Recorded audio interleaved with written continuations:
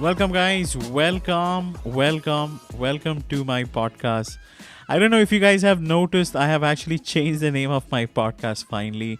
It took me a lot of time to really see the permutation combination. So, going forward, my podcast is no longer going to be called as Brand Identity Design. I have shifted from that name and I have opted in the name of my series as the name of my podcast. So my podcast going forward is not going to be called as the dark side of entrepreneurship. I think I love this name. I borrowed it. I have heard this somewhere and I really liked it. I think it really goes well with the theme of the show. And I want to make quick few announcements. I want to let people know that my podcast would be segmented into two categories. The first one would be primarily targeted towards North America, the one which I'm doing right now. It's going to be live every Wednesday at 3 p.m. Eastern Standard Time. I'm also going to be starting something in a regional language in Hindi. I'm going to interview a lot of entrepreneurs here in India. That would be the second category of podcast which I would be doing as well. So check out for these things. I'm gonna post more stuff about this regularly on LinkedIn. Keep you guys posted on what's happening. So I'm your host, just in case if you don't know. I'm your host, Jason. I've been podcasting since 2022, really enjoying this whole thing. And today in this episode, we will uncover the hidden challenges that every entrepreneur faces. In this episode isn't about just business strategies or marketing tactics. It's something far more intriguing. Do you know what it is? It's actually called as the monkey mind. Now picture this, if you're sitting in front of your desk trying to focus on your next big idea, but your mind won't stop racing. It's like constantly racing. It's like a wild monkey swinging from thought to thought, making it impossible to concentrate. I hope that sounds familiar, right? Well, you are not alone. In fact, the monkey mind is something that affects all of us. When I say all of us, I mean entrepreneurs, business owners, creatives, CEOs, even employees, you name it. Now, here is the thing. We're not going to talk about the problem, but we are going to be tackling this head on. Head on, we are going to be tackling this. So join me as we unravel the mysteries of the monkey mind with our special guest, Dr. Shireen Maluf, the renowned heart clarity catalyst. I still don't know what it means exactly, so we would be deep diving what exactly that means. And together we will explore why our mind tends to wander and impact it has on our productivity, and most importantly, how to overcome it. So if you are ready to silence that pesky monkey and unlock your full potential, then buckle up. This episode is going to be a game changer. So sit back, relax, grab your beverage of your favorite choice, and get ready to laugh and learn with us. I want to formally welcome Dr. Shireen Maluf to my podcast. Thank you so much for being here. Let's have some applause, guys.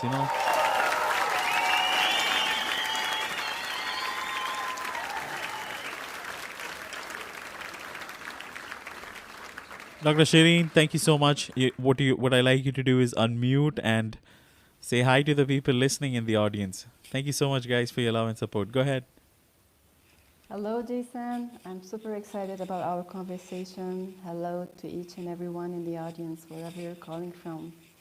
Thank you for joining in. Absolutely. We have so many amazing listeners. Some of them are my good friends. Thank you so much for joining here. And we are going to have some fun. Let's get into the monkey mind and let's debunk some of the things which I wanted to personally ask you. So, Dr. Shireen, I'm going to ask you the first thing. When I was going through your bio, when I read heart clarity catalyst. Okay, now I don't know what this term means. I don't know what exactly you do. For the benefit of my listeners, to educate them, would you mind sharing with us what exactly is a heart clarity catalyst? And what exactly do you focus primarily on? Sure. I was asking the audience, how many of you experience your strength through negative experiences or challenges? And how many of you have experienced that life has its way to awaken us to our gifts from the negative side? That we bear the consequences before we realize it's actually a gift. And I've dedicated the last decade to guiding men and women who store their energy in their heads and struggle with the monkey mind and overthinking, overanalyzing, to help them to let go of experiences, emotions, cultural and social pressure they do not need, access their heart's openness and how it creates a life well lived moving from there. This journey leads to the liberation of latent energies, the expansion of flow and consciousness, and the cultivation of heart clarity. So what is heart clarity? It involves finding this inner sanctuary where the mind aligns seamlessly with the core self-identity, providing clarity, internal communication, wisdom, and strength. And as the world moves towards heart-centered living and leadership, heart clarity empowers individuals to tap into their inner wisdom and connect deeply with themselves, others, and the earth. If you're interested in knowing more about heart clarity and how you can experience it and implement it in your life, send me a DM, and I'd love to hear from you. That is so cool. In case if you guys are wondering how to reach out to Dr. Shireen, I have all the links mentioned to Dr. Shireen's website on under the event details or under the event comments. You should be able to find it. All right, moving on. Let's actually start the interview with the questions about this monkey mind. I've been brainstorming. I've been thinking about this monkey mind. For me, this is like a new term. I was unaware we had something called as a monkey mind. So the first question which came out of my mind was, what is the aim or the purpose or the objective of having a monkey mind? What is a monkey mind and what is the purpose and the goal of this monkey mind? Is this negative? Is it positive? What exactly is it? So Dr. Shireen, would you mind helping our audience understand this? Sure. Yeah, that's a wonderful question, Jason. And I think the monkey mind just paid us a visit before we started this podcast, with all these little problems, technical glitches. So it definitely is a trigger for the monkey mind to jump around. So let's jump into what is a monkey mind. As someone who has personally journeyed through the topic of the monkey mind, I'm very excited to share with you insights on what is a monkey mind, what is the goal of a monkey mind, and how to break free from mental constraints so that we can embrace what truly matters to us, what is important to us, and what we really want. The monkey mind actually refers to the tendency of the human mind to jump from one thought to another, like a monkey swinging from branch to branch. This concept is often associated with a restless, unsettled state of mind characterized by constant chatter and distraction. How frequently do we find ourselves in situations where all our energy seems concentrated in our heads, spinning and churning with thoughts and ideas and with even heat sometimes? Yeah? Let me know if this resonates. So due to societal pressures and expectations, and in an effort to conform and gain acceptance, many of us have retrieved our creative energy up in our heads, enabling us to confront these significant challenges. And moreover, during childhood, this creative energy may also have been misunderstood, undervalued, or even feared by those around us, be it family, school, or cultural and social environment. So instead of being encouraged to explore and express our innate gifts, we may have encountered resistance and even criticism. Initially, having all our energy gravitating towards the head may lead us to a sense of safety, proficiency, and seeking excellency. But here's the catch. As we become caught up in the cycle of cognitive overload, the very strength that initially provided a sense of safety and empowerment can turn into obstacles. We may begin to feel overwhelmed by a multitude of ideas and concerns, to the point where it becomes difficult to maintain focus and clarity. Let me know in the comments if this resonates. How many times have you had so many thoughts racing through your mind that you feel mentally overloaded or unable to cope with them efficiently? And by the way, Jason, I've noticed that many men and women who tend to store their creative energy predominantly in their minds often don't know they have high achieving capacities and empathic abilities and ignore how they can use these capacities as game-changing gifts. If you're interested to learn more about high-achieving empath and visionary change makers and get resources on how you can cultivate clarity, peace, and leadership amidst chaos, you can opt in to receive monthly tips and insights from me. Just go to my website, shireenmaluf.com, and opt in at the bottom of the homepage. To go back to our topic, nowadays there is a growing awareness among individuals to cross the boundaries that are no longer serving their development. A rising number of people feel compelled to demolish these barriers that have blocked them from seeing their blind spots and prevented them from stepping into the horizon of their possibilities. It's not about seeking power, but rather about discovering and fulfilling their purpose. Many people are grappling with the question of how to start building that bridge towards their purpose. Let me know in the comments how this resonates. I'd love to hear your thoughts. Back to you, Jason. Well, thank you. Thank you. I appreciate that very, very much.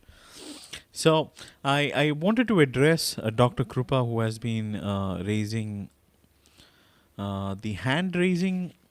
Okay, I'm not really sure. So we do have Q&As. The Q&A section would begin after 30 to 45 minutes. So I would recommend that you hold on to your question. When we start up for Q&A, you're welcome to address your question and speak to Dr. Shireen directly on, in this interview. So let's actually move on. So Dr. Shireen, so I want to first of all ask you, when you were actually addressing what exactly is the monkey mind, it's jumping from one thought to another, and you were explaining all of this. Okay, towards the end, you said that, for more information, reach out to you. Now, the style, were you into broadcasting? Were you doing anything with news anchoring? Okay, because it has this very distinctive style to it. Did you had any background experience in broadcasting? I have a career in performance. I've been a piano performer, concert piano performer for many, many years. So it's not broadcasting, but it is being on stage. It is performing. It is connecting with people through music. So maybe it's close enough to broadcasting, but not really.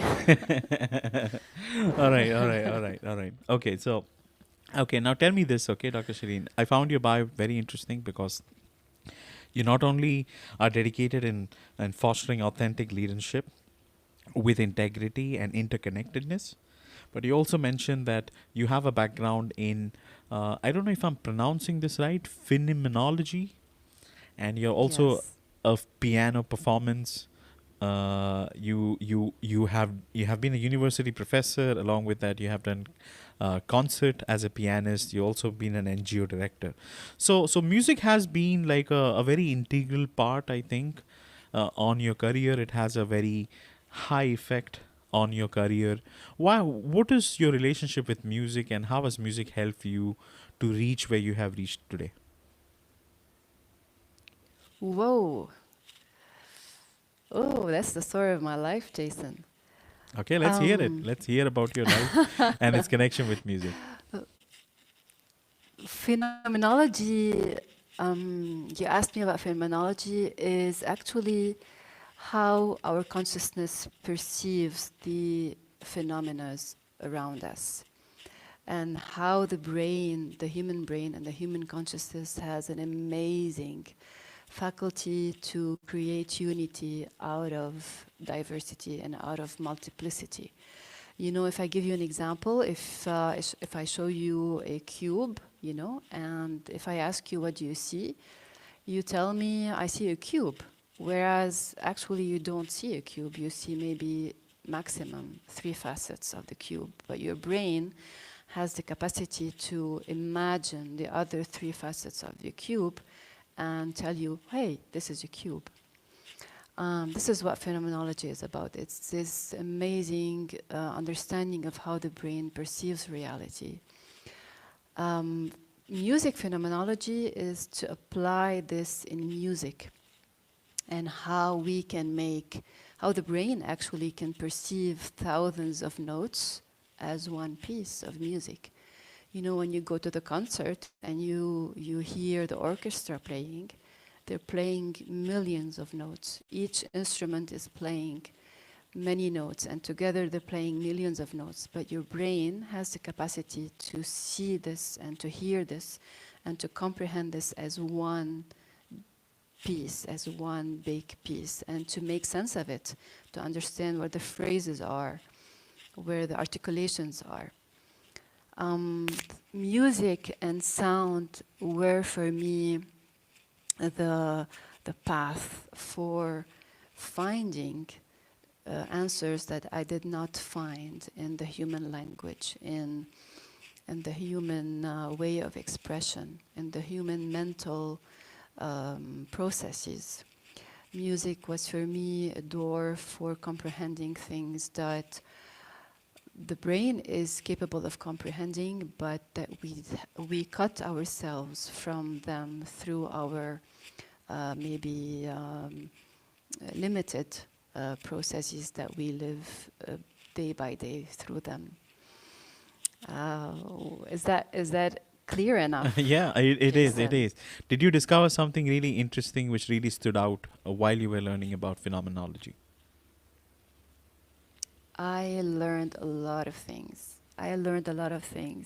And actually, I wanted to talk to you here in this talk about how music and how the metaphor of an instrument, for example.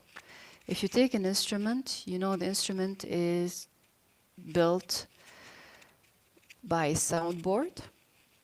Yes. The soundboard is a very important piece in the instrument. And in string instruments, so there are strings which are linked to the soundboard. It's amazing when you play a string instrument because you can hear the resonance of the string and through the soundboard. The soundboard has the capacity to amplify the sound of the string. Now imagine, Jason, that we have a soundboard without a string. And curiously enough, you will realize that the soundboard attracts external noises. It amplifies external noises when it's not linked to a string, or when a string actually is not linked to it. And I've come to realize that our minds are like that. Our minds are actually soundboards. And if our soundboards are not linked to our inner strings, they have the capacity to amplify external noises. And this is where actually we come very close to what a monkey mind is. Monkey mind is like a soundboard without a string. It's just captures and amplifies external noises, external interactions, and we think they belong to us, whereas actually they don't belong to us. So this metaphor in music teaches us that, hey, maybe I should find that way of linking my soundboard with this string that is me, that is my voice, that is my identity, that is who I am and what I'm here to do, and maybe then things could change. This is one of the biggest lessons music taught me. That is so cool. And I appreciate you sharing that metaphor. I think it makes a lot of sense. So I think the string which you're referring to in using human analogy, it will be that if you have clarity, then it would give you the symphony you're looking for, right? And if you don't have a string attached to that soundboard, then it will be chaotic. So let's dissect this a little further, Dr. Shireen. Now, which part of evolution do you think has contributed the development of this monkey mind of ours? Is this primitive? What do you think? What are your thoughts on that? Jason, that's a very, very interesting topic. The human brain is highly complex and interconnected with various regions responsible for different cognitive functions. For example, the prefrontal cortex in particular plays a crucial role in decision making, planning, and attention control. However, it's also prone to distractions and impulsive behavior, contributing to the wandering nature of the monkey mind. The monkey mind is also intricately linked to our primal fight-flight response. When we feel stressed or threatened, this ancient survival mechanism manifests as inner conflicts, fight, and a tendency to seek distraction, flight. The way I like to imagine, because I love storytelling, let's imagine for a moment a monkey, or that majestic gorilla you featured, Jason, in this event design. So imagine this majestic gorilla strolling into a city, and suddenly it becomes scared, obviously, and runs away, seeking refuge in a building. And as it scampers up the stairs, it eventually reaches the top floor, but now it finds itself trapped, disconnected from the earth, nature, and the elements. Well, confused and lost, it enters a frenetic cycle of bouncing off the walls and windows, desperately trying to escape and rediscover its wild, natural essence. I like to think of the monkey as that wild, untamed energy in us that is trapped or stuck in the confines of the mental structures. The natural state of that creative energy is to flow. And when it doesn't flow, when it's being trapped, it creates tension, unhappiness, blocks, and difficulty in accessing and expressing who we truly are. When this creative energy becomes ensnared within the confines of our mental processes, unable to find its way back to its primal expression, in my opinion, it manifests as the phenomena of the monkey mind. Well, you see, the problem is not the monkey. The problem is the monkey being confined in the constraints of the mental mind. And I found very important for me to understand that, and I also I see it when my clients understand that, because it just opens up a whole new perspective. It shows us that the monkey mind is not a sickness, and it's not something that we need to calm down. When you have a wild monkey in a cage, you can't try to calm it down. Have you tried to do that? It's not the way to go about it. You would try to do that, and you would be facing a response that does not align with your expectations. So when we acknowledge the monkey as a powerful part of our creative force, that link to the untamed part of who we truly are, the perspective changes. I found that there's something inherently natural about yearning to reconnect to that wild, untamed essence, understand its language, and what the monkey mind is trying to invite us into. You know, in my one-on-one sessions with clients, I facilitate communication between their inner monkey and their mind, so that the monkey is no longer trapped within their mind. You see, the monkey's language is one of emotions as energy in motion, which is the driving force behind our actions and which shapes our interactions with others and our environment. The mental mind, on the other hand, operates in a rational, logical manner, striving to make sense of things. Recognizing this connection can help us better understand and manage our restless minds, finding moments of calm amidst chaos.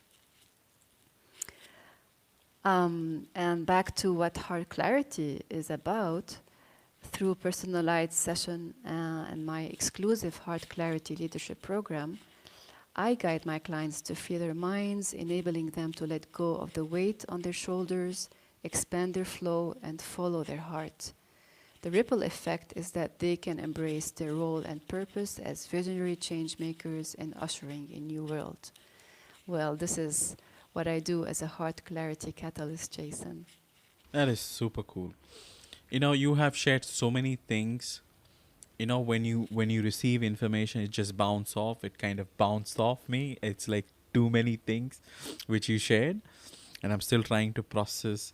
And this is super super cool. I like what you have said. So you mean to say the monkey is being constrained, and that is the problem. It's not a sickness. So you mean to say is that we need to ensure that we create an environment that the monkey can exist at peace with you and help you to achieve your goal. Is that what you're saying in a nutshell?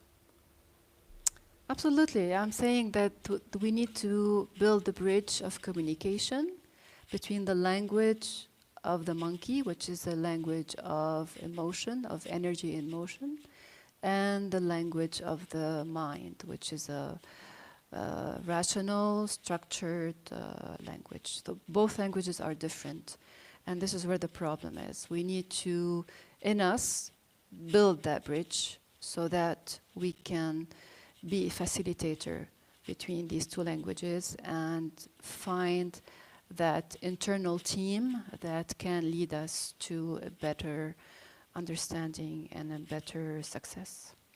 So Dr. Shireen, so my question here would be that do all of us experience this difficulty of having harmony? Or is it some people who face difficulty and you kind of help them? Or does it apply to all of us? Do all of us need help with this? Oh my gosh. I don't know if I'm the right person to answer this question. I Why? cannot answer the question for millions of people. I mean, think about it. I Like, know. so I mean, let's say that, out of a population of, let's say, 100, let's say sample size data of, let's say, 25 of them may require help with this, but the other 75 know how to manage it by themselves. Would that be a fact? Do you think that would apply to people? Well, Jason, what I've come to realize is that maybe the way the system is run, the way education is run, the way organizations are run, we maybe sometimes favor this mental language more than the other languages, although now things are starting to change. So maybe I'd rather not talk about people, but about maybe trends, and our modern trends maybe have favored more a mental structured language that may have not fully was capable of comprehending and understanding the language of the wild emotion that is in each one of us. That makes sense. That makes sense. Okay, so let's dissect this a little further. Now, since you did highlight that our mind does constantly jump from one desire to another, one thought after another, maybe it creates one scenario after another, kind of wandering infinitely. According to you, professionally, based on your professional opinion, do you think it is psychological? Does the environment play any role, or is it physiological? That's also a very vast question. Surely our minds are influenced by a blend of psychological, physiological, and environmental factors. Psychologically, our curiosity drives us to seek novelty and explore new experiences, while past experiences have shaped our thoughts and desires. Physiologically, on the other hand, our brain's complex network, along with genetic predispositions, can contribute to our mind's tendency to wander. And also environmentally, external stimuli like technology and societal expectations bombard us with distractions, making it hard for us to focus. And as a matter of fact, these stimuli get us pulled into the monkey mind without realizing, right? How many of us experience a day where like you're cruising and everything is just peachy and nice, and then out of nowhere, someone drops that single word, that hits you like a train. And suddenly you're triggered, thrown off balance, and bam, the monkey appears. Hey, Jason, I'd love to share a story here. It's a story from ancient Indian wisdom. Interesting. Go ahead. So, I'm all yeah, ears. Go yeah, ahead. it goes like this. So, a disciple seeking the truth embarked on a quest for wise teachers who could help him find it. He visited many mentors, but none could assist him in his honest quest. And finally, he was directed to a teacher who lived atop a very high mountain, and he had to walk for months to reach there. The teacher hosted him for several years and taught him all kinds of techniques to attain freedom and truth. And at the end of the training, as it was time for him to return to the world, the teacher bid him farewell. And as they stood at the door, the teacher told him, "Do the practices diligently, and remember, do not think about the monkey." He was taken by surprise, as the teacher had never mentioned any monkey during all his years of training. Nonetheless, he set out on his journey. As night fell, he sat underneath a tree to do his practices, closed his eyes, and there, a monkey hopped from one side to the other side of his mind. He thought this was the effect of their morning conversation. The same thing happened the evening and the next morning, the next evening, relentlessly as he walked back home. After several months of travel, he had forgotten all his practices, and the monkey had taken over his mind and consumed all his mental energy. He had to walk back again up to the mountain, and as the teacher welcomed him at the front door, all the disciple was able to say, "I don't want to learn any practices nor get to know any truth. Just get this monkey out of my mind." So you see, the story underscores the difficulty of quieting the restless mind and the persistence of mental distractions, even in the pursuit of spiritual and personal growth.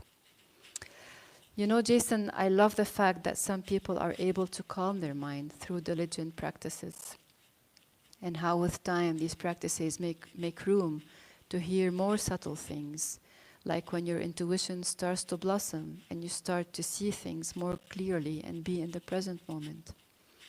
And this is a practice, and diligent practice, right? But on the flip side, there is another reality. Despite all efforts to calm the restless mind through various methods, some people find that the more they try, the stronger the monkey mind becomes. Have any of you lived through that? I personally have seen this firsthand working with clients who've experimented with countless practices and techniques only to find that the monkey mind persists, dominating their thoughts repeatedly. So today I wanted to look at the monkey mind from a different angle with you, Jason, to unveil the trickster play of the monkey mind so that we can tap into the inner alchemist within each of us. Back to you, Jason. Thank you. Thank you. This is super cool. So I like what you said towards the end, that, the more we try to tame it, the stronger it becomes over the course of time. Do you think there could be a point then, that the monkey mind really pushes us beyond our body's physical capabilities, that it leads to exhaustion and you losing complete control over things? Oh yes, I'll come back to the monkey mind, but I just give you like a day-to-day example. I have 4 cats. And when it's rainy and they can't go outside, I can't tell you what's happening inside. They're just bouncing like on every door and every window and every wall. And can you imagine a little bit the energy of the house?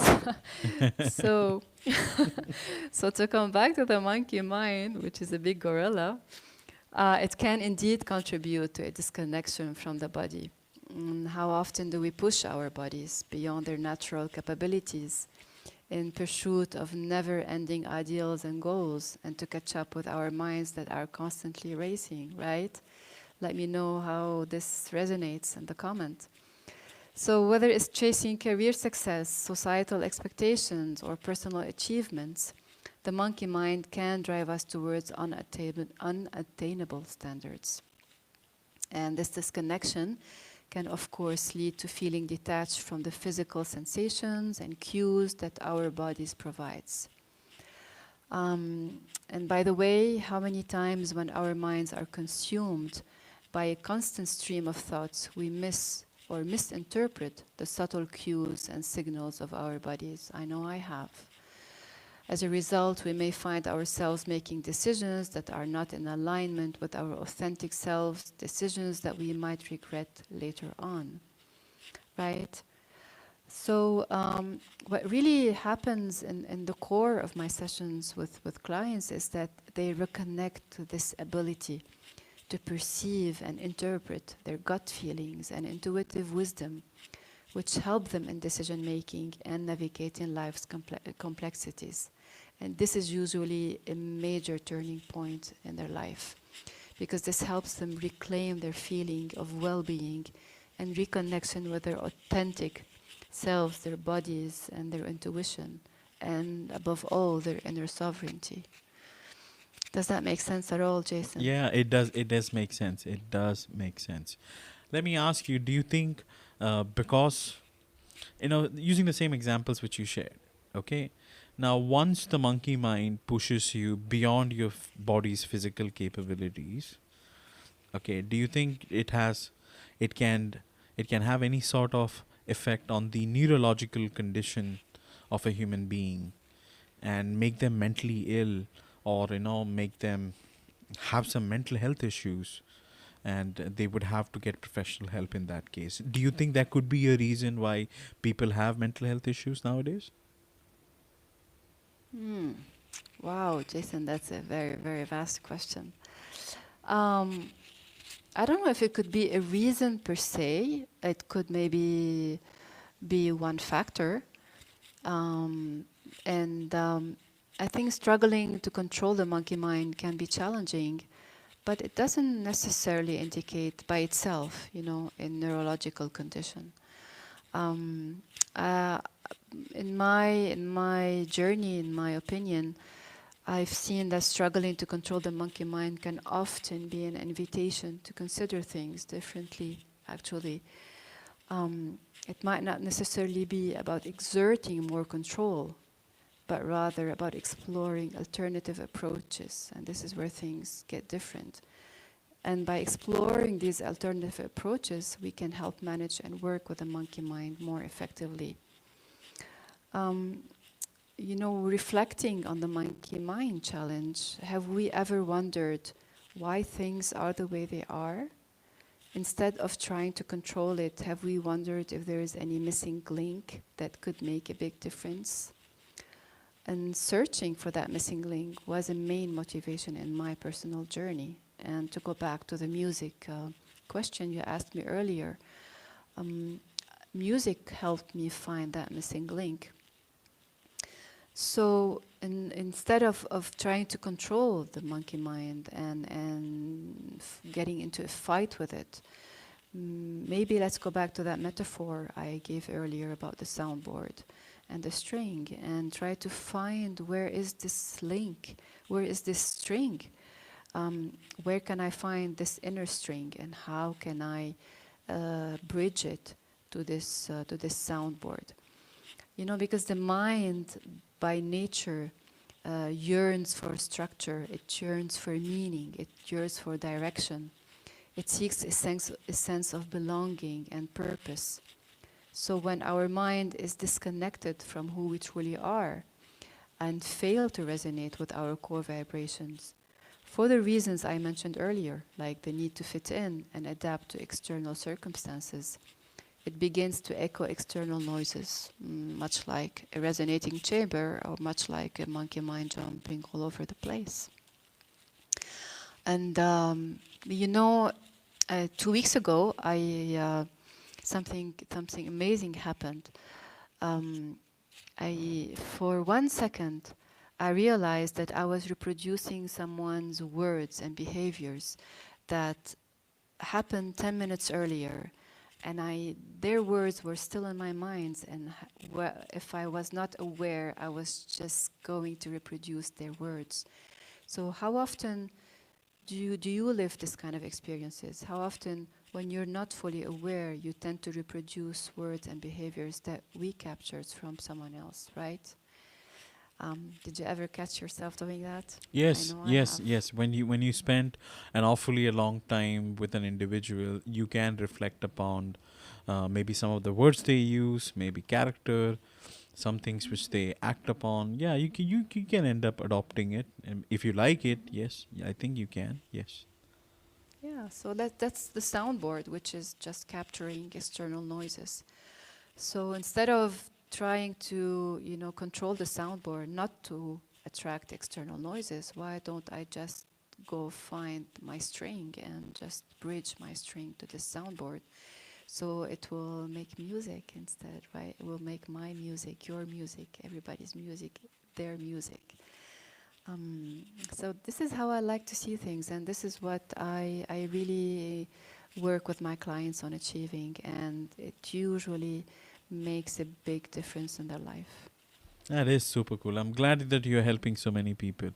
Now, while you were explaining all these things, okay, I was thinking to myself, okay, and I was wondering, people who are very organized in their lives, okay, they have schedule, they know what they are doing, they know where they are heading, they know what they would be doing after 2 days, 3 days, 5 days. They have everything scheduled, lined up, organized neatly.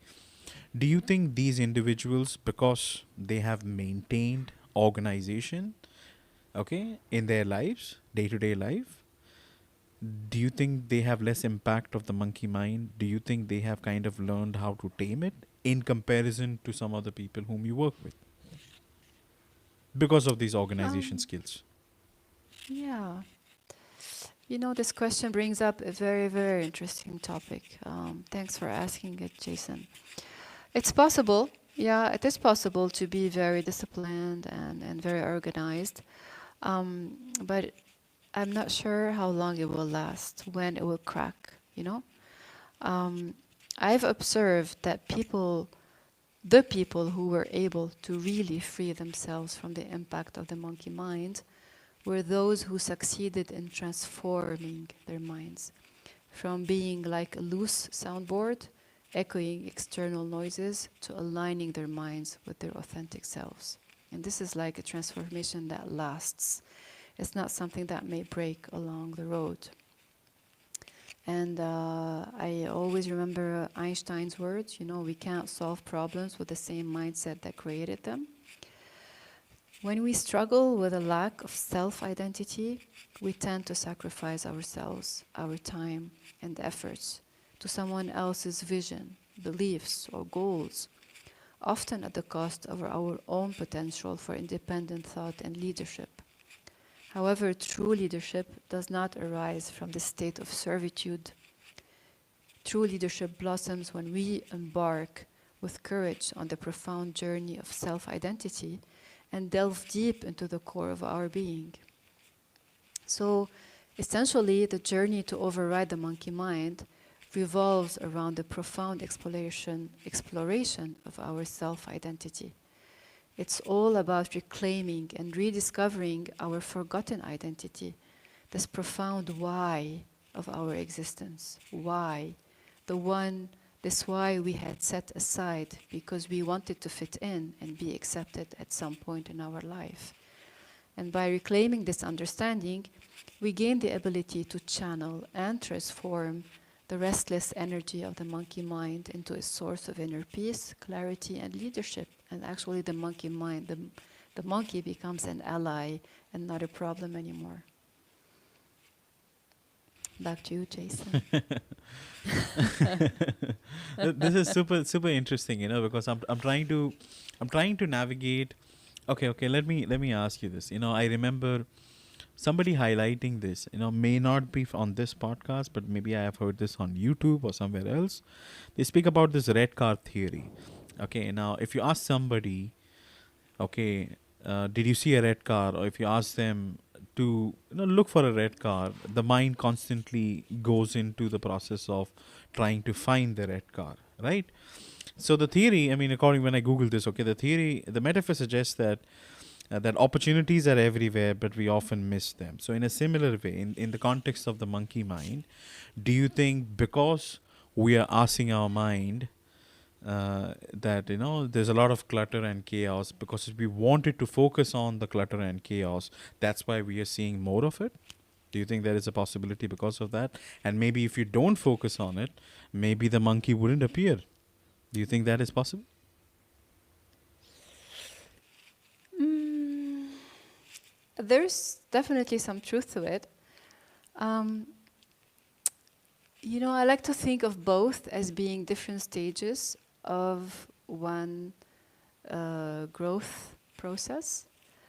Of course, the multitasking of our life can contribute to the amplification of the monkey mind and the different stimuli. And as we keep up with the demands of our busy lives, we may find ourselves in a cycle of perpetual pursuit.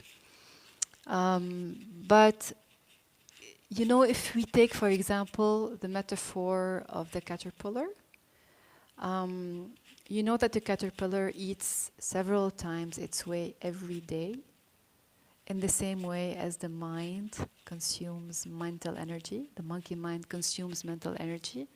So there's a similarity here between the caterpillar and the monkey mind, because they're both energivores. They consume a lot of energy. So can we say, do you think that, I don't want the caterpillar, I just want the butterfly stage immediately? Well, this is not what nature tells us. There is a stage, I think it's a natural stage. It's part of the process, it's part of the growth process, to go through that monkey mind stage, to go through that caterpillar stage where we are, where there's this constant spree of wanting to consume energy. And the day I've realized that I can make peace with that part of myself which went through that process, it made a big difference for me.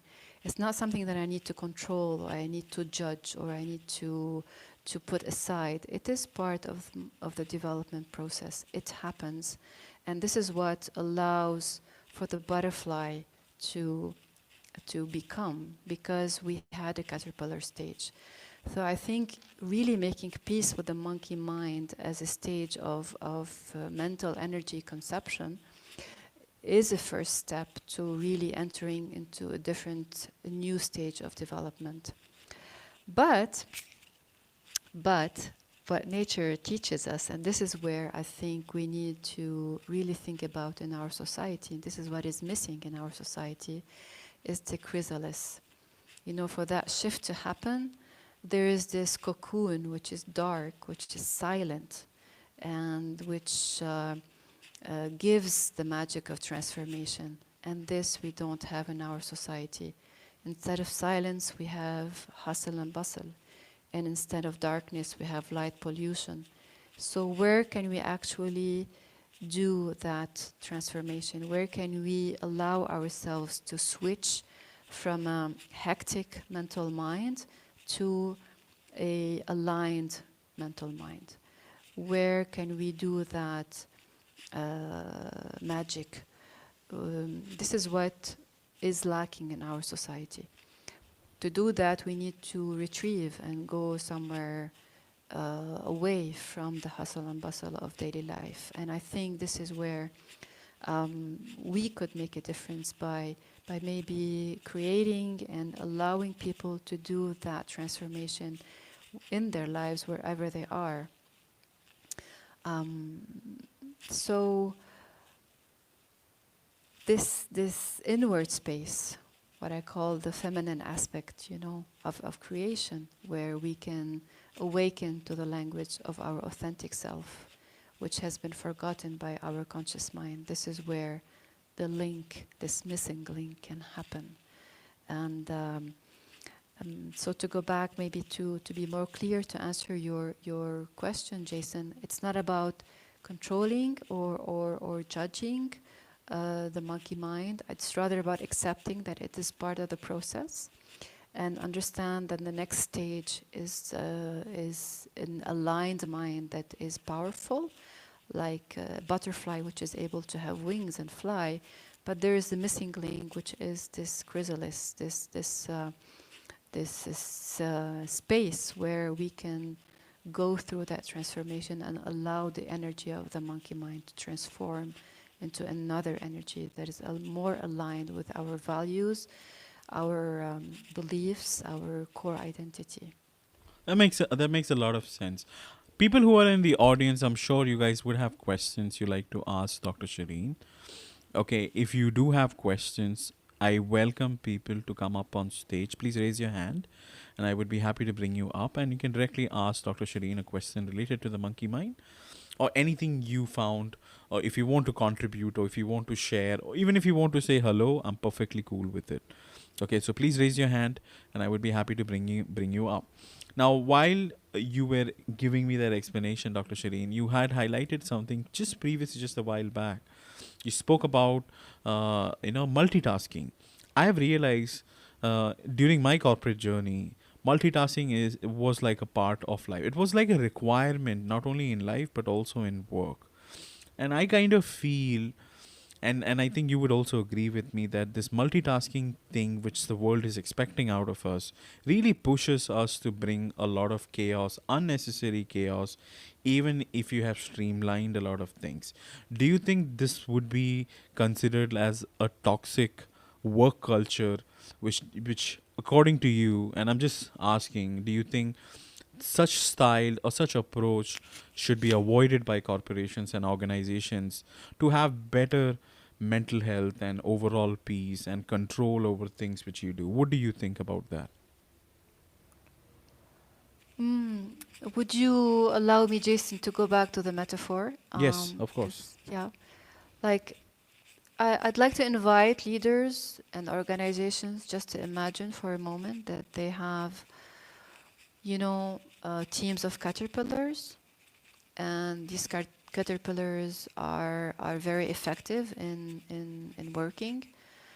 But then when the time for them comes to weave their chrysalis, they don't. So they keep on being caterpillars.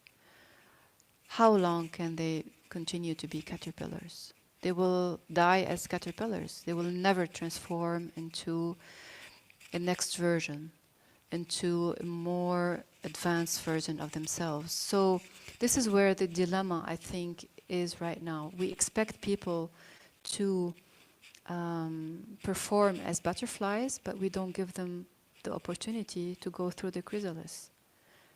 So how it's very contradictory. Organization want people to be butterflies and be leaders and perform changes and be change makers and whatever. But then if we don't respect nature's rhythm to go through that transformation, they cannot become butterflies. They will remain caterpillars, and they will die as caterpillars. And actually they will burn out. They will feel this depletion and burnt out, which is a very common how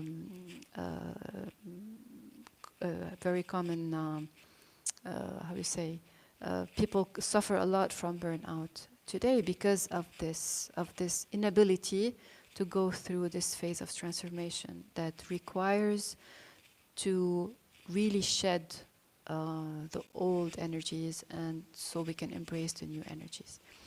Uh, Was I clear enough in Yes, answering yes, your of course, question, of course. What you're Jason? trying to say is that if organizations want optimum performance, then you also need to give people resources, okay, and help them to achieve and become that butterfly. Otherwise, they would remain a caterpillar. And now, don't blame the caterpillar for being a caterpillar, because the caterpillar is expected to be a caterpillar, right, in the first place. So I think I get the analogy. So I appreciate that. Let's actually take a quick break. And during this break, again, guys, if you're interested in coming up on stage and asking questions, feel free. Otherwise, what I'm going to do is we kind of decoded, we have a general understanding of the monkey mind. Now I want to address and speak to Dr. Shireen in terms of strategies and solutions, how to discover, stuff like that. So let's take a quick break.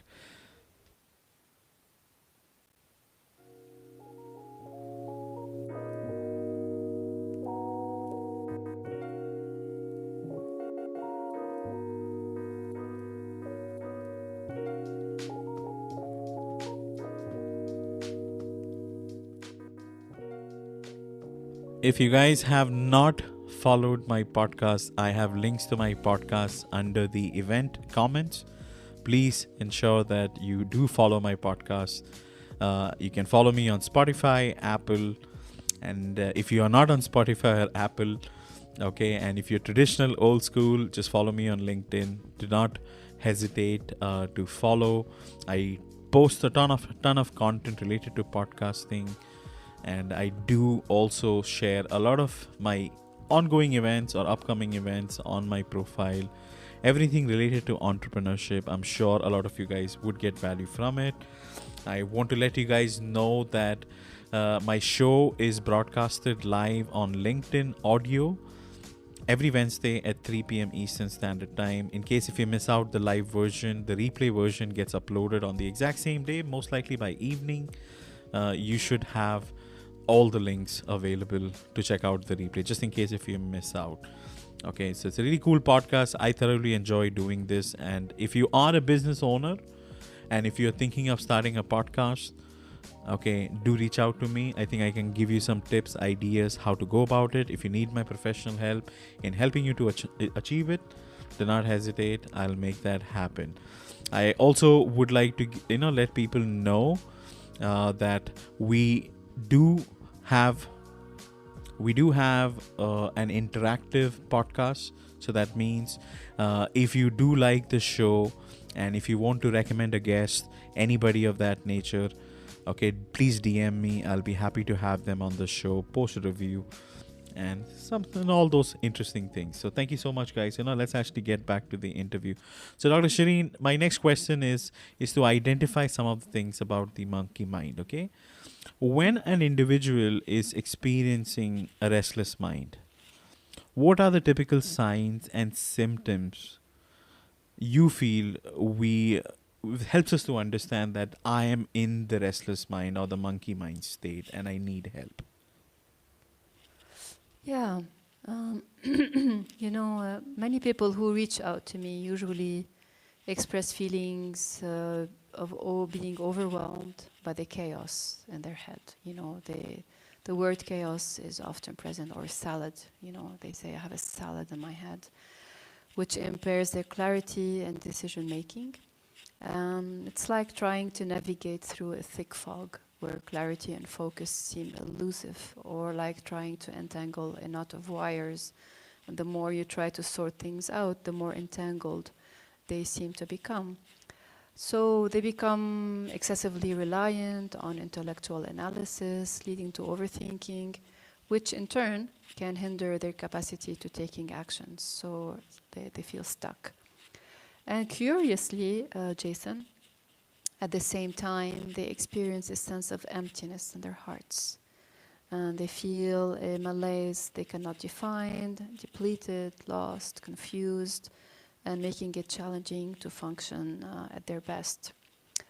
Other symptoms are difficulty concentrating, insomnia, emotional turmoil, procrastination, which is not a result of laziness, but it's a result of uh, not being able to move, because you have these different energies that are pulling you back. And of course, increased irritabilities, and often also difficulty in relationships. So these are different symptoms that usually come with the monkey mind. It's very interesting because all those things which you highlighted, like, overthinking, restlessness, maybe procrastination, concentrating difficulties, stuff like that. I mean, don't you think that all these things a human being encounter anyways? Like, this is life, right? These are things which you are expected to have, based on challenges and stuff which you encounter. So in that case, how can one identify that it's been amplified and I need help now? Do you get what I'm trying to ask you, Dr. Shri? Yes, yeah, sure.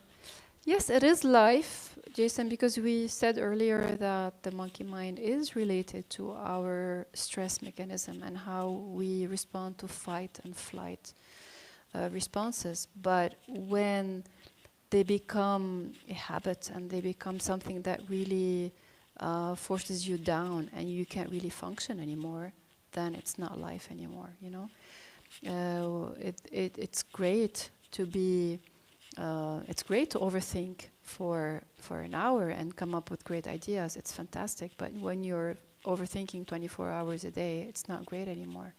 So this is when I think the discernment maybe can kick in. Like, is this energy that is stuck in my mind, is this something that is being useful to me, or is it something that is hindering me? If it's something that is pulling me back and I can't really move forward, nor make changes in my life, nor listen to who I am and what I'm here to do, then it's a problem that I need to address. But if it's something that is useful, that I can use this energy to move forward, to create my dreams and to be inspiring for others, then sure, that's fantastic. Absolutely, absolutely. I totally agree with you. Do you think the Buddhist philosophy, okay, I have been learning not a lot, but the Buddhist philosophy states when you have a restless mind, it's expecting a reaction out of you. Okay, it's better just to observe it and not be reactive to it. Do you think that would apply in the monkey mind situation? Just observe and not react to it.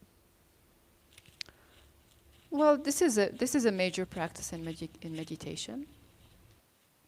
It's a major practice in meditation. Some people find that it is useful, but to tell you the truth, I've had a lot of people reach out to me, or friends that they've gone through tons of practices, like literally for decades, and they were not able to calm the mind through just observing. So maybe this technique does not suit everyone. Maybe it can suit some kind of people, but not everyone. I don't know. It's a question that I'm raising. Otherwise, everybody today, all the people who do mindfulness exercise and meditation exercise should be in great shape. So, is everyone in good shape? I don't know. Yeah, it's hard to say because externally people can project that everything is going well, but deep inside there might be chaos, right? So it's too hard to say. I mean, if at the end of the day, I would really love people who follow meditation and who follow this to DM me and tell me, or me or Dr. Shireen, as to what they think is happening. I would surely would love to know more and how things go. I also have an activity for some of the listeners who would be checking out this podcast on replay. Can you DM me? Okay, and I would have this question on Spotify specifically. Can you DM me either on LinkedIn and tell us how many times Dr. Shireen has said the word caterpillar on this specific podcast? Okay, so give us a head count, okay, and share with us how many times did you hear the word caterpillar, okay, including the ones which I'm also saying. Okay, just count that too and share with us that total number. I'm sure I can come up with a nice, cool gift for you folks. Okay, so going on, now moving on. Okay, now let's talk about solutions. Okay, now, personally speaking, okay, now if you have to share some practical techniques or maybe daily practice or strategies or rituals or anything, what would you recommend for calming the mind overall, to have more mental clarity and to reduce this overthinking which is happening? Sure. Yeah, I actually would like to share three tips, if you like. The first tip is actually to take the time to listen to the monkey mind before you do your task. Like, I discovered this tip a while ago. Like, when I wanted to do a task and then my mind would be racing all over the place, I would stop the task, not start it, just take a piece of paper and write down whatever was coming through my mind, whether it made sense or not. It could actually be anything, from going to the grocery store to turning off the water to walking the dog to sometimes like they're ideas which are all over the place, which is okay. Just take a big piece of paper and write down everything that comes down, and it may take 5 to 10 minutes, but then when the monkey mind knows that everything is on paper, it becomes like a really nice, quiet pet, and you can do your task quietly. I've tried this tip and it really, really works. The second tip I'd like to share with you is to encourage you to spend time with the elements. Over the last few years, my practice has been to start a wood fire, tend to it, and sit by it every evening, at least during winter times. And I found that this practice really, really calmed my mind and my body, and actually aligned mind and body together. So find the activity that you like most in relation to the elements, whether it's water, it's fire, air, or earth. And one client shared that having their hands in the earth and cultivating plants helped them cultivate inner peace. So that will be my second tip. And the third tip for today is really, really to encourage you to start making peace with this inner monkey. The idea here is not to control it, but to understand that what governs the monkey mind is energy, and this energy is interchangeable. So the energy behind the monkey is what you want to value, and how you can take this energy and change it is really, really valuable. So once we stop fighting and acknowledge the monkey mind as a natural phase of our growth, a pathway to progress emerges. And if you need help with this, reach out to me and we can do this together. Absolutely. I love all the three tips. I like the first one a lot. It's like having a girlfriend you're not paying attention to, and your girlfriend is simply asking, why can't you just listen to what I'm trying to say? Or a boyfriend, Or Jason. boyfriend, or others, whichever gender you like, you're attracted to. So, take your time and listen. And the campfire analogy is super cool. Okay, I have not really tried it. Okay, I think just an illustration, right? It's just an illustration of. So when you do the campfire activity, are you surrounded with friends or you're just staring at the fire? What do you do typically? I've created my own space. Okay. It's actually a room with just glass windows, no walls. So I put the fire on and I sit by the fire, and I have the stars, the black sky with the stars, and it's amazing to be just staring at the fire and looking at the stars. It's been a fantastic time for me. It's like it becomes a communication between the fire that is like here on Earth and the stars which are in the sky, and me in the middle. So it's been amazing. No, I usually don't have people around me. When I do this, I'm alone, and I talk to the fire, and that's it. That is lovely, So this brings up a very cool point, okay? And I had this friend, her name is Sarah, and she was been a guest on my show before. Okay, now Sarah heavily used to emphasize and tell me that Jason, there is a lot of power in meditation, and I kept arguing with her, saying that the thing is, maybe people like meditation, but not necessarily everyone would have the same approach towards meditation. Now, in your case, when you are actually sitting in, surrounded by glass, looking at the ceiling, seeing the stars and the fire happening, the fire burning there, do you think you are at a meditative state wherein your mind is really calm, but you're not actually doing meditation like the traditional way? You're just in that trance, in that zone, which helps you. And and and I think human beings as us, we all may have different style of being meditative. It may not be the same thing we have been seeing on videos, or what the gym teacher or the yoga teacher has been helping us with. Would you agree? Totally. I may even take things one step further if I dare. I truly believe that this state is a natural state of wilderness. I think when I watch animals, they are in that state. They're not confined. Um, when we look at that state from the confined mental state, we we think that we need to make an effort to get there. But if we allow that state to just enter us, I think we just enter that presence without even realizing that we did any effort. And my experience has been that really being in touch with the powers of nature, the elements, they have that power.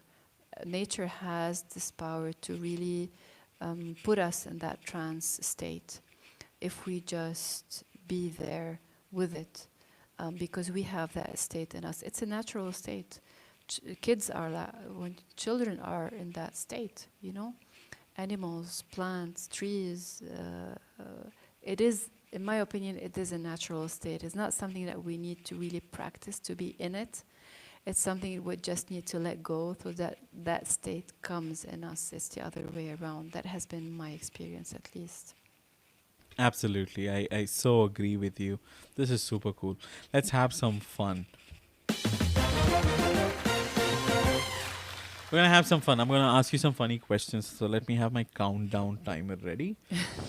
Okay. So I think around 5 to 10 seconds is what you're going to get. I'm going to throw in a few questions. Okay. I don't want you to use the monkey brain. Whatever thought which comes into your mind, which would be a good answer, just say it. And it doesn't have to be accurate, okay? First question. Okay. What's the first thing you do when you wake up in the morning to set the tone of the day? I open the window and I say hello to the sun. Why do you do that? You know what changed my life? That has been a major change in my life when I realized that where the sun rises and where the sun sets, and how each day it's different. When I start watching the sun, where it rises from and where it sets into, and same thing with the moon, I was able to position myself in space. I knew where east was, where west was, and all four directions, not in theory, but in practice. And it got me to tune into the cycles of nature, because when I watched the sun rising from a different place every day, my notion of cycles differed. My cycle is no longer just one day. It's like a whole year by the time the sun goes back to its original place where I first saw it. So it helped me expand my consciousness and my relationship to my environment and to nature and to the cosmos. That is super cool. I love the fact that you love sun so much, and even the sunset, and even the moon. That is super cool. Next question. Next question is one cool thing people rarely know about you. Being funny, Being funny? yes. Okay. So tell us a joke. Oh, a joke. Yeah. Oh, wow. A joke. Right now. Well, I gave you one about the story about the, the monkey mind. It's all right. It's all right. It's okay. It's okay. Okay. Next question. Coffee or tea? Oh, coffee, by all means. Okay. Any specific kind of coffee you like the most? Any natural coffee, you know, not the ones in machines, like real coffee that you make at home, and you have this smell of coffee just filling the room. That sounds so cool. Okay. Beach vacation or a mountain getaway? Mountain getaway for sure. Okay. I thought you were the camp person. Now you like mountains too. I love mountains. I'm a mountain girl. Okay. So, any mountain you recently went for a trek? Um, Many, yes. Would you climb the Everest? I'm just asking. Okay. Do you think you would climb the Everest? I'm sorry, what's the question? The Mount Everest. Like, would you ever consider climbing the Everest? Oh, the Everest. I don't think I would. I could, because I would be training for months to go there. But I would love to at least be close to it, be near it. A friend of mine asked me the same question, and I was like, physically, maybe, may not be. At least I would like to reach the first base camp, which gives you like a Yes. spectacular view of Everest. I Yes. think that should be still a pretty cool achievement, if you ask me. Like, just reach the base camp. I think be pretty cool because the people who are watching you going, they're assuming you went and climbed the Everest, right? They don't need to know you actually did it or no, right? So, Yeah. so I think True. that's super cool. Okay, so what's the best piece of advice you ever received? It could be a stranger, family member, friend, anyone. If not now, when?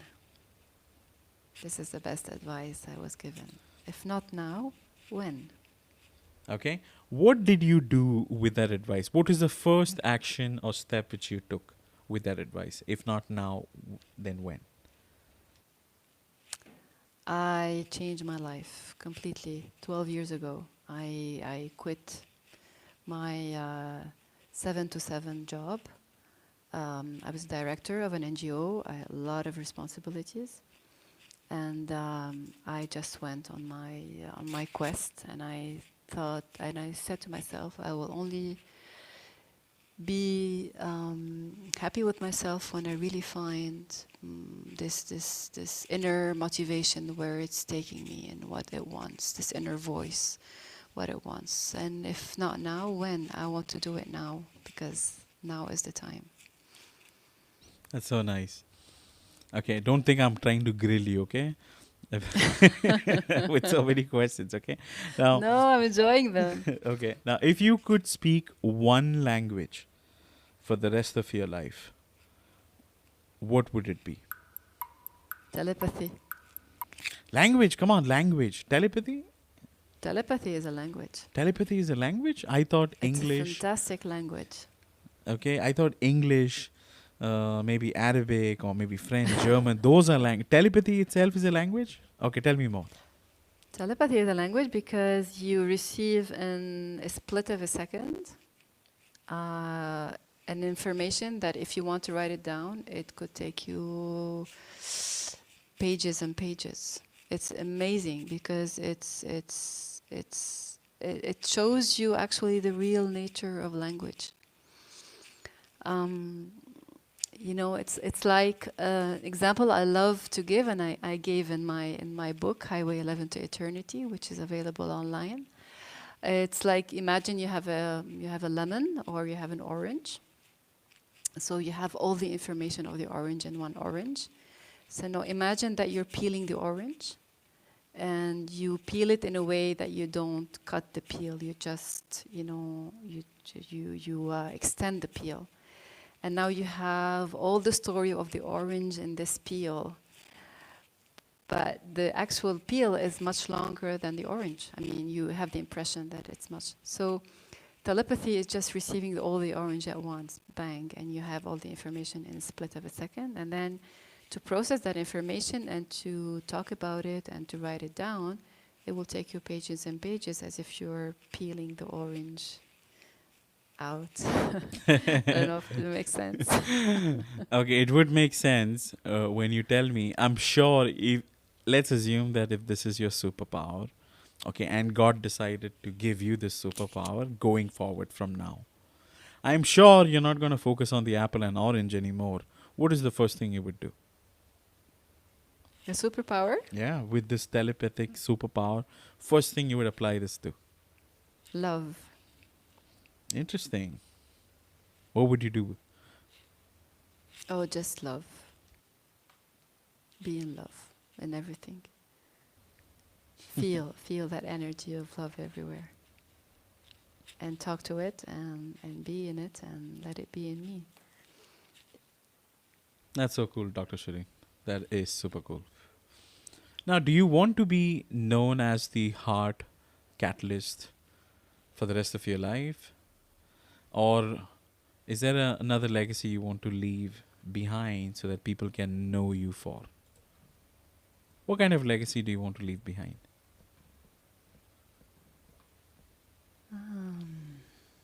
That's a big one.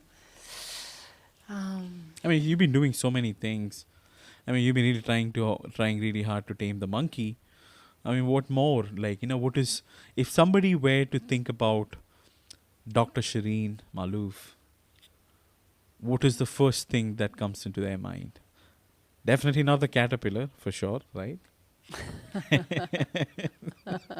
Not the butterfly, not even the monkey or the gorilla picture which I have. What else? Like,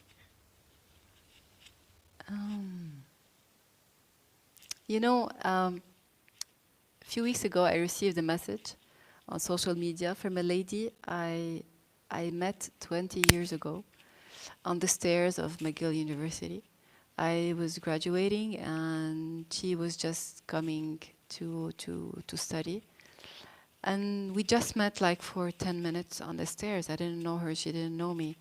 And I don't know why, we just started talking, and she said that she was not sure what she was doing, and apparently I told her, follow your heart.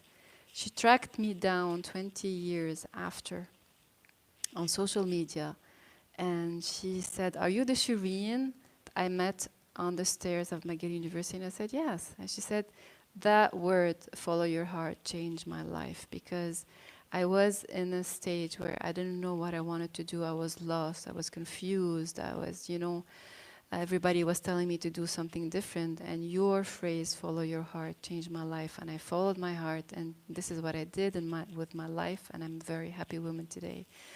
So maybe that, follow your heart. that is so cool. That is super, super cool. In fact, everybody who is listening, okay, I would recommend that today, if you get the time and the opportunity, find a stranger and say something really cool. Okay, you never know. 20 years down the lane, okay, they might reach out to you and say that you changed my life, man. I think that would be super cool.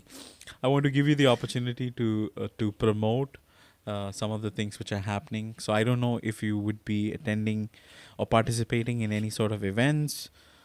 Okay, how can people reach out to you? I think the website is shireenmaluf.com, SHIREENMALUF.com. People who don't have pen and paper, I have it on the event notes, show notes.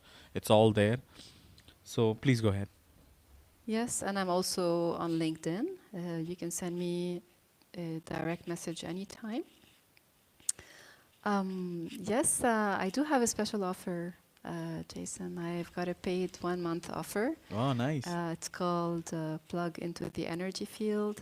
So it's a 3 session and one debrief session. And during our time together, we'll address the real issues holding you back, including what we talked about today. And you will walk away with a renewed version of yourself, equipped with more clarity, serenity, and confidence. If it resonates with you and you want to get started, just send me a DM and I will make sure to send you all the information. Thank That you, is super Jason. cool. That is super cool. So so just the DM, or if they want to reach out to you through your website, does the website have links to it too? Yes, yes. The website. There's a link to my email. There's a link to booking a complimentary clarity call as well. And there's also the option of signing to my newsletter. That is super Everything is super on my cool. website. Now, Shireen, Yeah. out of curiosity, when people who are confused reach out to you, and let's say that they book, what is the first question they typically ask you? Hmm. It's different. You know, each person is different. Uh, They usually ask for clarity. Most of them ask for clarity. Like yeah, I would say that they want clarity. Interesting, interesting. So it would be like, I'm confused, Dr. Shireen. I don't know where the head I am heading. I need clarity. Can you help me Absolutely. discover my butterfly?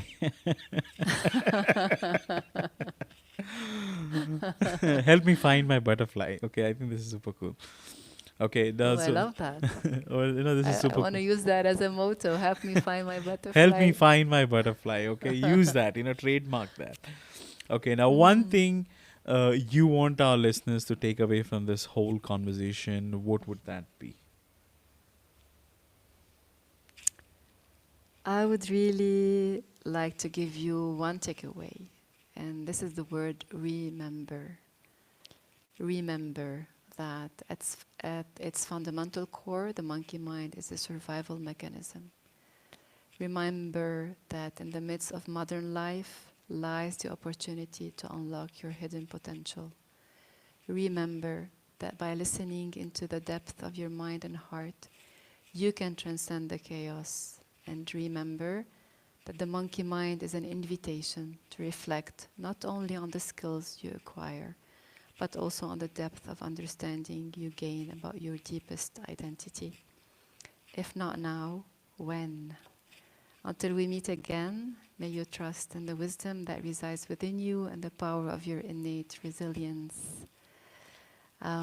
Jason, I want to extend my sincere gratitude to you and to each and everyone in the audience for dedicating their time, attention, and energy to our conversation today. Absolutely. 90 minutes of the time you have spent with us, to all the amazing 20 or 200 listeners, thank you so much for your kind love and support. And if you did find the conversation helpful, I would highly, highly encourage you to send some love. Reach out to Dr. Shireen, send her a message, send me a message. Reach out to Dr. Shireen on her expertise, try to take advantage of it. I think there's a lot we can learn from Dr. Shireen. So I think this conversation has been super cool. I want to update you guys on the next week episode. Next week, March 20th, 3 p.m. Eastern Standard Time. I'm going to be interviewing Jared Jared Liebel, a guide to managing depression in the creative world. This guy is super, super cool. He has a lot of mental health issues. He's been in the creative industry for quite a long time. He's grappling with ADHD, acute anxiety, persistent depression, a lot of things. I spoke to this individual and I really found his story to be very interesting. And I think the world needs to hear it, and that's why I'm gonna have him on the show. I think it's gonna help a lot of people, irrespective whether you're in the creative space or no. I think it's just gonna help a lot of individuals have more clarity, maybe find their own butterflies in a different way. Okay, something of that sort. Okay, so if you are interested in that event, I have pinned it to the event comments for this specific event page. Okay, so you can RSVP and take advantage of things in that way. Thank you once again, Dr. Shireen, for the love and support, your kindness. I really, really appreciate this. And thank you so much for It's been being an patient when I absolute did the pleasure. whole sound check. 15 minutes we were battling and struggling. Like, so thank you. I appreciate you being patient when I was trying to figure things out and help you out. That is super, Thank super you, cool. Jason. It's really been an absolute pleasure to share these insights with you and having this conversation together. Absolutely, absolutely. Thank you so much, guys. Please take care. Have a lovely morning, afternoon, evening, wherever you're in the world. Please do check out the sunrise and the sunset. Have an amazing day.